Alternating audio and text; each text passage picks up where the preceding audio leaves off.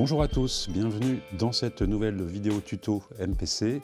Aujourd'hui, on va aborder un gros dossier puisqu'on va parler du mix dans la MPC. Alors, je dois vous dire que mixer dans la MPC, c'est vraiment le gros point noir de cette machine. On verra tout à l'heure que la table de mixage est vraiment mal organisée, mal fichue. Enfin voilà, donc effectivement, je suis un gros fan de la MPC, comme vous le savez. Mais mixer dans la MPC, moi, c'est vraiment quelque chose qui me rebute un peu.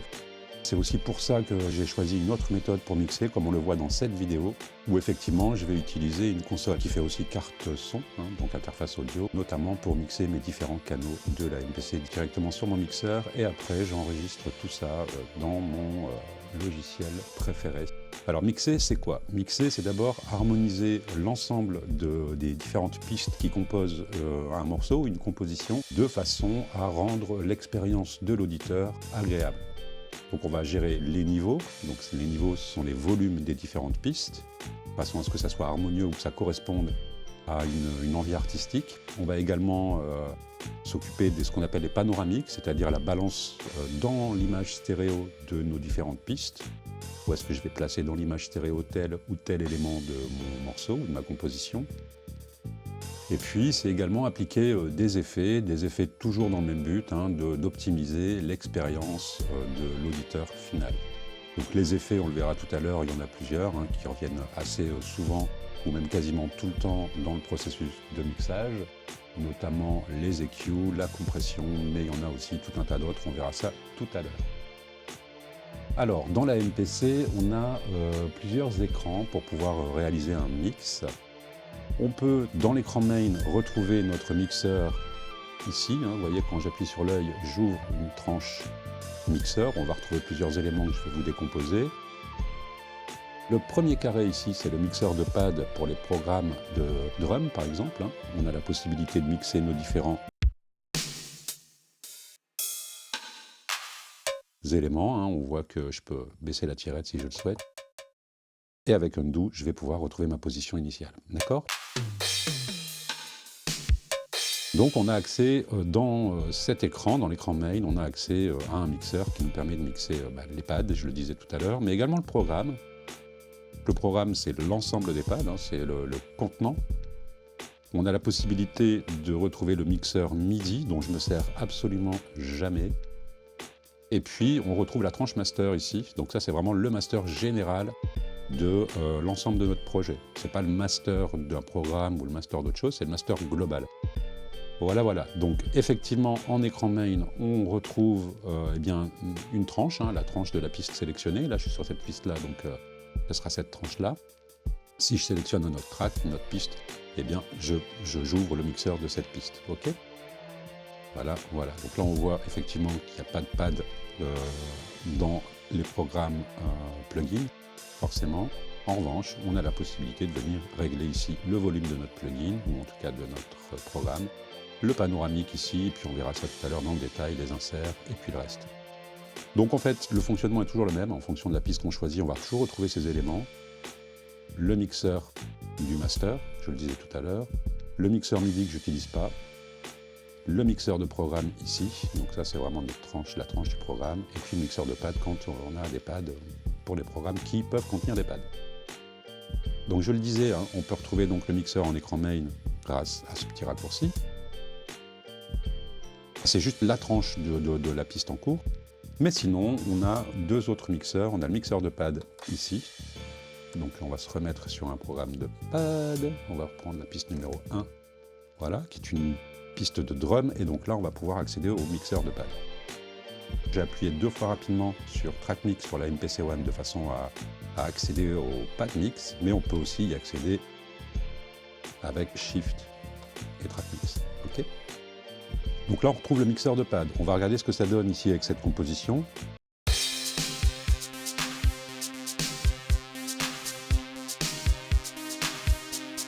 On a nos Q-Links ici qui peuvent nous servir à régler les différents paramètres. Donc là, on est sur le paramètre de niveau ici, level. Donc en fait, chaque rotatif, chaque Q-Link va contrôler le niveau d'un des pads. Donc par exemple ici.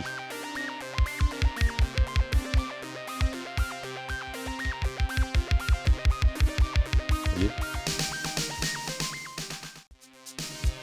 Le snare ici, donc ça va être Q-Link numéro 2. Et puis si je vais aller chercher les autres pads, eh bien, je vais pouvoir utiliser le bouton Q-Link ici. Hein. D'accord. Si je veux par exemple agir sur les panoramiques, eh bien, je vais venir toucher ici l'onglet panne. Et puis vous voyez que le premier, le clic par exemple, je peux le mettre tout à fait à gauche ou tout à fait à droite. Pareil pour le snare, hein, si je veux.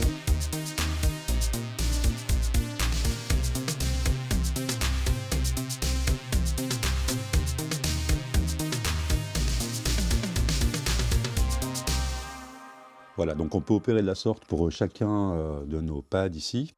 Alors, on a la possibilité d'ajouter des effets également à nos pads. Hein. Donc là, ici, c'est le champ des inserts, et on voit effectivement que pour mon snare, moi j'ai mis une reverb ici, vous voyez, avec un réglage de mix à 30%, de toute façon, parce qu'on n'a pas que la reverb dans le mix. Voilà, ça c'est donc les inserts. On a donc 4 slots d'inserts par pad, ce qui est énorme, hein, quand on se voit le nombre de pads qu'on a.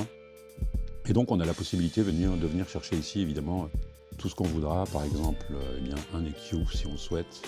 Un EQ paramétrique ici, vous voyez, je vais pouvoir l'afficher comme ça et venir faire mes petits réglages de mon EQ paramétrique. Okay. Donc si je souhaite supprimer un emplacement, ou en tout cas un effet d'un emplacement, je vais venir toucher la corbeille ici. Voilà, et pour mettre l'effet en sourdine, je viens cliquer ici sur Off, On, ce qui va me permettre de mettre l'effet en sourdine, par exemple ici sur le snare.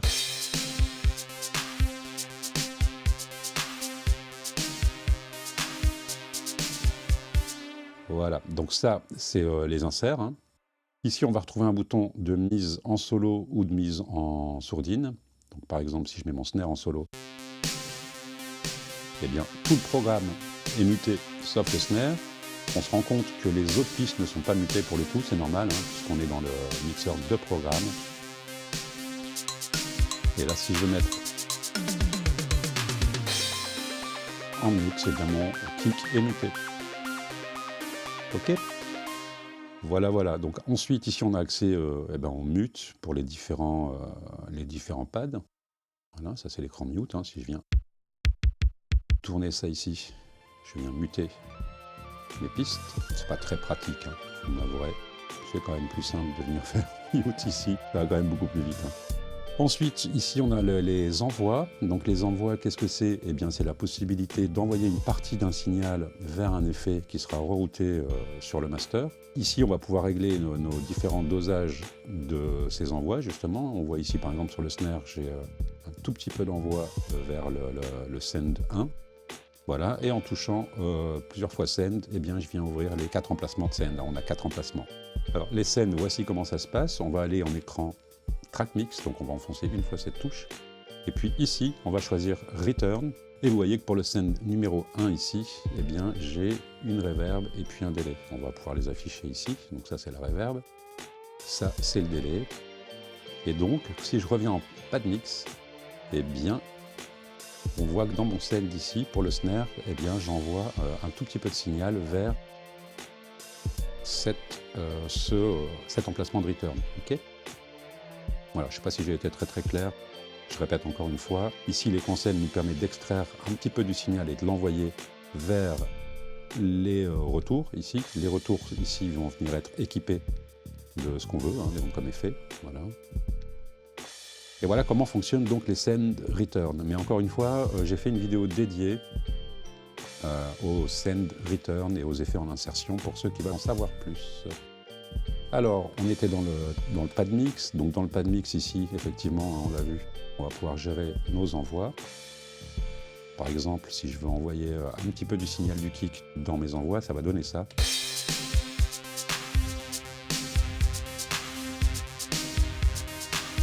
Voilà, je peux aussi envoyer un petit peu du clap.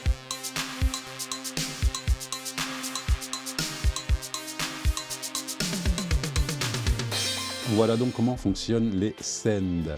Alors ici, on a un autre type d'effet qui sont les inserts. Donc là, en fait, c'est tout le son qui va être traité par l'effet, et non pas une portion du son, comme on l'a vu avec les send où on envoie une partie du signal. Ici, c'est comme si on plaçait directement l'effet après le signal. D'accord? Donc on voit par exemple que pour mon snare, j'ai une reverb. Évidemment, on va pouvoir venir ici, désactiver par exemple notre reverb.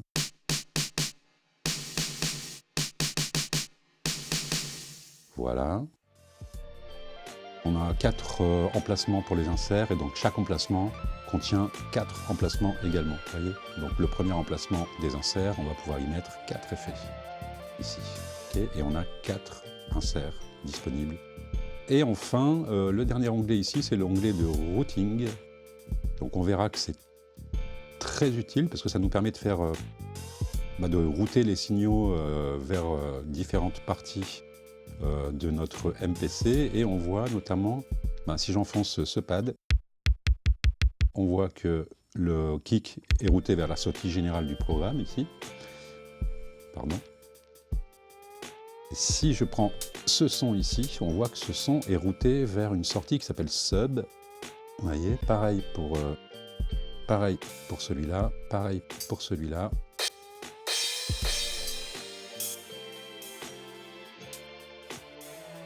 Et en fait, ça va être tout ce qui est charlet, cymbales, etc., que j'ai décidé de router vers une sortie sub. Pour une raison simple, vous allez comprendre pourquoi. Je vais donc enfoncer Track Mix ici et je vais aller chercher les subs. Voilà. Donc mon premier submix, eh bien, on voit que j'ai la possibilité d'appliquer des effets sur mes submix. Okay, ça va me permettre d'appliquer une série d'effets sur l'ensemble de ces pads que j'ai envoyés ici, donc dans le sub. En l'occurrence, c'est le sub 2 et non pas le sub 1, pardon. C'est ici le sub 1, je pense. Voilà. Donc là, on voit que les tomes ont été envoyés dans le sub 1. Et donc, si je retourne dans mon track mix, le sub 1, eh bien, on a ces effets-là. Donc, on a une compression, on a une reverb, et puis on a un égaliseur paramétrique. Okay, donc, c'est la possibilité de réunir n'importe quel élément de votre composition vers une sortie spécifique, ou en tout cas un submix spécifique, de façon à appliquer des effets uniquement à cette sélection qu'on a envoyée dans le submix. Okay, et le submix, eh bien, il est routé, lui, par défaut, à la sortie 1 et 2 de notre MPC. Okay, donc maintenant, vous savez à peu près tout ce qu'il faut savoir sur comment mixer nos différents pads. Hein.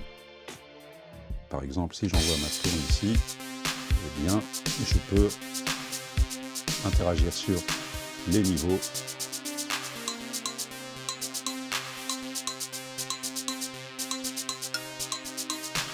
Mais également les panoramiques, comme on l'a vu, les mutes, les scènes, les 4 emplacements de scène, les 4 emplacements d'insert et le routing de nos pads. Alors on a un autre mixeur dont on se servira sans doute plus souvent, ça va être le track mix ici, puisque là on va mixer effectivement les tracks comme son nom l'indique.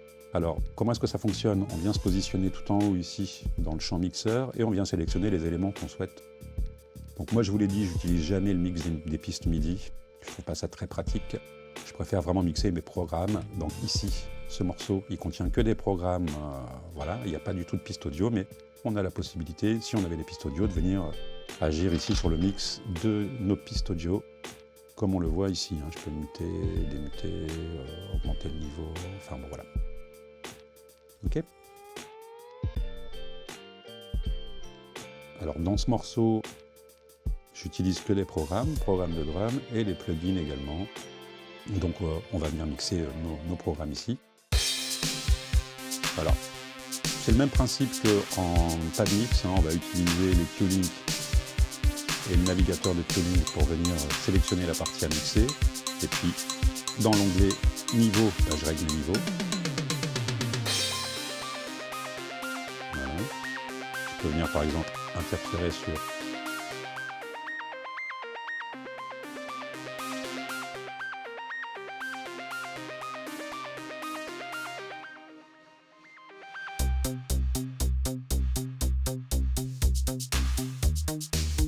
ici j'ai ma petite basse, pareil hein, pour la basse, je vais sélectionner avec le navigateur de Q-Link la bande sur laquelle je vais intervenir, et puis la basse c'est la piste numéro 2, donc c'est le Q-Link numéro 2.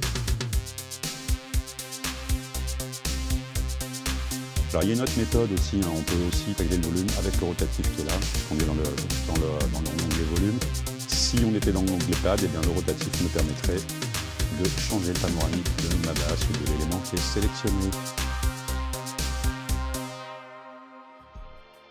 Alors le track mix fonctionne finalement de la même façon que le pad mix, hein. On va y retrouver exactement les mêmes onglets. Ici l'onglet mute et solo. On voit qu'on a deux petits points, donc on a le premier point c'est les mute.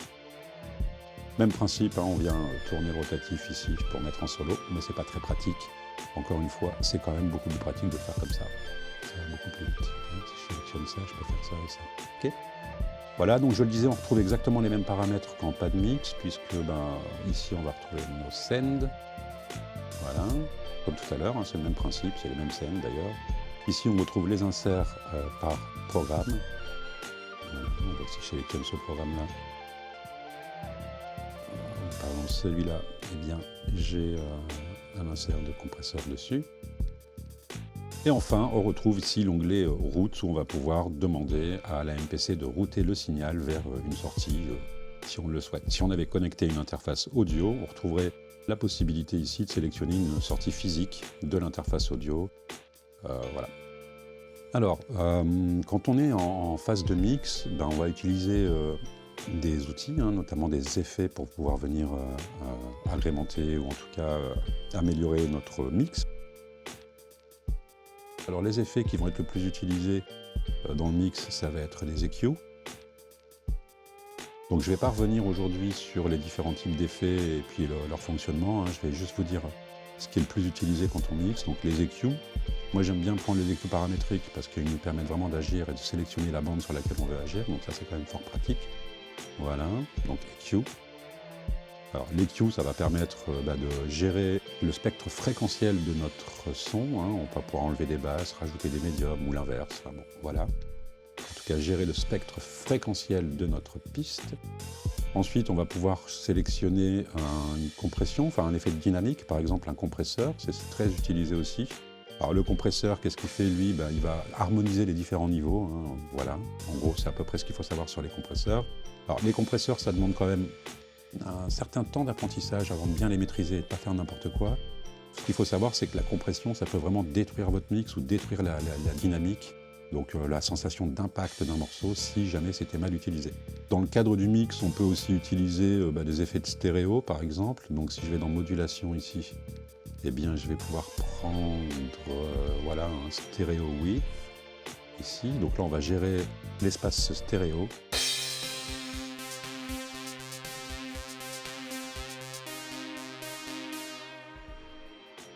Donc on va pouvoir gérer la stéréo aussi en effet, voilà. Et puis après on va pouvoir appliquer toutes sortes d'effets, je pense notamment à des chorus ou des choses comme ça. Donc là c'est pareil, on va aller dans modulation, on va prendre un chorus qui est ici. Et puis notre piste, elle va se retrouver agrémentée d'un chorus qui est ici. Okay. Donc quand on est en phase de mix et qu'on utilise les slots d'insertion, ou en tout cas les emplacements d'insertion d'insert, on a la possibilité de venir mettre les effets dont on aura envie pour venir faire notre mix. Ok, donc ça se met ici. Et tout ça, on peut le faire pour chacune des pistes ou chacun des programmes dans ce morceau. Je vous l'ai dit, je n'utilise que les programmes, mais on pourrait le faire aussi avec les pistes audio, si j'avais les pistes audio. Je pourrais tout à fait venir mettre ici un EQ, un nuanceur ou ce qu'on veut. Voilà, alors dernière chose qui nous reste à voir, même si moi je ne vais pas vous le conseiller, je vais plutôt vous conseiller de faire ça par un pro, c'est de venir travailler sur la tranche master. Donc beaucoup de gens appellent ça le mastering. Ce qu'il faut savoir, c'est que le mastering, c'est un process très particulier. Ça permet à un vrai professionnel, quelqu'un qui a vraiment les oreilles pour, d'harmoniser notre musique pour qu'elle soit audible dans toutes les conditions possibles, que ce soit dans la voiture, dans la salle de bain, sur un poste radio, sur une chaîne hi-fi top, sur un poste vraiment pourrave. Le mastering, c'est le processus qui permet de rendre audible ou écoutable notre morceau ou nos compositions dans n'importe quelle condition. La MPC nous offre la possibilité, si on le souhaite, de venir, pourquoi pas, améliorer l'ensemble du mix, donc sur la tranche master. On l'a vu tout à l'heure, hein, quand on est en écran main, ici. Si je sélectionne la petite couronne, je suis sur la piste master, et on voit que moi, ma piste master, elle est agrémentée d'effets. Donc c'est pas vraiment du mastering, ce que j'ai fait ici, ça va être plutôt de créer mon pré-master, puisque c'est comme ça que moi je l'appelle, la tranche master ici. Ce qu'on va envoyer au mastering, ça s'appelle un pré-master. Et donc, eh bien, la tranche master, on a la possibilité effectivement de venir y mettre des effets comme de la compression, un éhanceur ici, un EQ paramétrique toujours ici, et puis un limiteur qui va me permettre de venir gagner un petit peu, pas en dynamique, mais en tout cas en impression de dynamique, en loudness comme on dit. Voilà. Donc, pour résumer cette partie de la vidéo, eh bien, on a la possibilité de, si on le souhaite, venir faire un mastering nous-mêmes avec des outils de mastering qui sont inclus à la MPC, même si moi, je vous conseille de ne pas trop appuyer cette étape pour laisser faire un professionnel. Évidemment, si vous avez besoin de rendre un petit peu plus audible votre master ou votre pré-master, vous pouvez toujours y mettre des effets et tout ça, mais ne venez pas trop appuyer parce que normalement, c'est vraiment le boulot de l'ingénieur du son mastering de venir faire votre mastering. Donc encore une fois, sur le master ici, on peut y mettre des effets. Je vous conseille de faire ça vraiment avec parcimonie, de façon à avoir un pré-master qui soit tout à fait audible, mais dont la dynamique ne soit pas trop écrasée, de façon à ce que l'ingé son mastering ait encore de la place pour travailler. Bon bien écoutez, je pense qu'on a fait le tour sur comment est-ce qu'on utilise la MPC pour mixer les morceaux. Je vous rappelle que ça se passe essentiellement en pad mix ou en track mix également. Dans l'écran track mix, on va sélectionner les éléments qu'on souhaite mixer et puis après on va pouvoir utiliser soit l'EQ-Link ou soit l'encodeur pour venir faire nos différents réglages de niveau, de panoramique, les mutes, les scènes, les inserts et même le routing des éléments sélectionnés. Voilà, écoutez, j'espère que vous avez appris quelque chose comme d'habitude. J'espère aussi que vous avez passé un bon moment et je vous dis à bientôt.